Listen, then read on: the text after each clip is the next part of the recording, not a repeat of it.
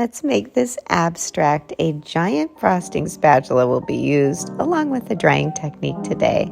I start off with titanium white, and I have my cake spinner, and I also have my giant frosting spatula for baking. Nothing is safe in my house. I start off with these colors: tamale red, plum crazy purple, cerulean blue, royal blue, lemon yellow, and pink rose. My objective here is to make sure that I lay these colors on top of each other, because when I go with my spatula to smear them, I want beautiful blooms to come, and this technique will help us with that.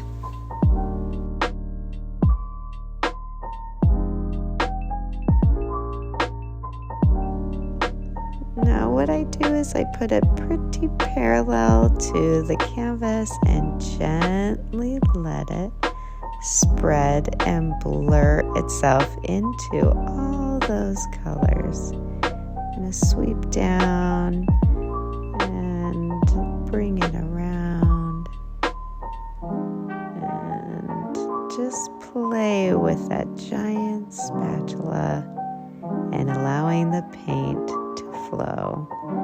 My cake spinner, plastic and really not great quality, but really does a great job for me when I'm using any type of my painting. I love working on that surface. Helps me. And give it a little spin, and you're going to see my little dogs go back and forth to the left of this. They're always with me in my studio. I'm so dog crazy.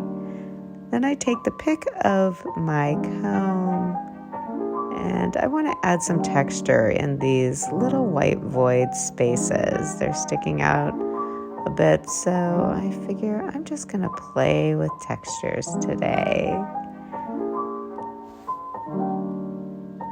Sometimes wiping off the extra paint, sometimes not, but playing, going back and forth. There's so many beautiful little stories already coming and blooming. I don't want to disrupt them too much, and at the same time, I really want to see where I can do some pretty lines to give some incredible textures. Sometimes I look at things and think, oh, I don't want to disrupt that. And at the other time, I'm very curious what will happen.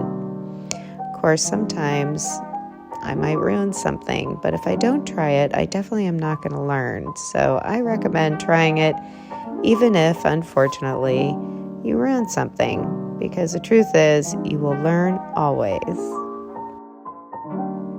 Continuing with those lines, and I'm using a curvature line to follow the natural curves from the original drag with that giant spatula.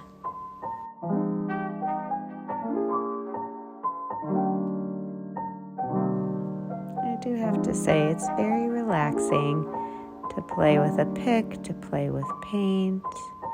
In our incredibly busy lives, I find that any type of my art really allows me to be present with my subject matter, and that's very relaxing to me.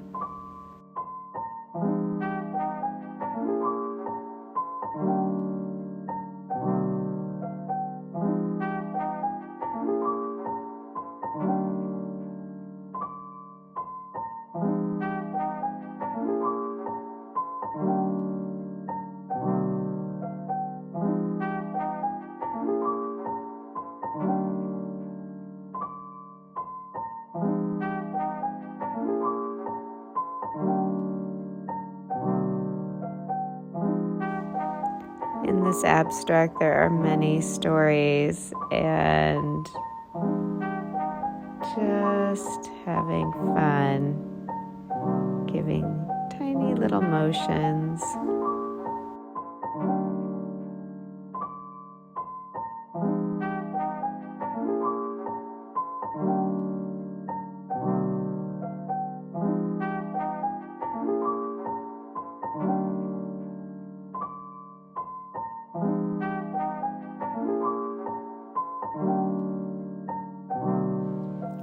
the canvas, I want to give a little fill to this area because I keep on getting visually distracted with it within the composition of this circular canvas, and just want to take some of that paint and give it a little bit of a texture and fill that void.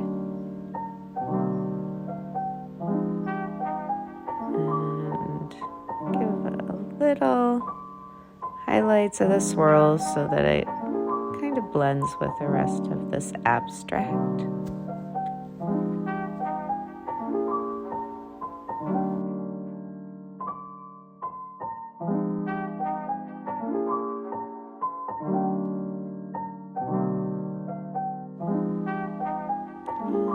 I'm going to give it just a little bit of a spin. Most of the paint, there's not a lot of runoff, so we're not going to get a huge blend, but a little bit of motion will help it, with its edges at least, get into the other part of the canvas. There are some amazing little blooms here. Check it out. Beautiful little stories. I had a lot of fun drawing with my pick. These rivers of contrast.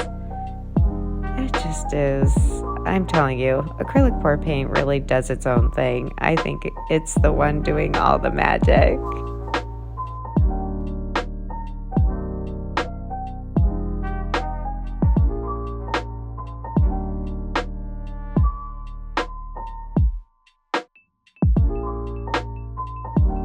So many rivers and blooms and that pretty white shining through here and there to give good contrast to the actual vibrant colors.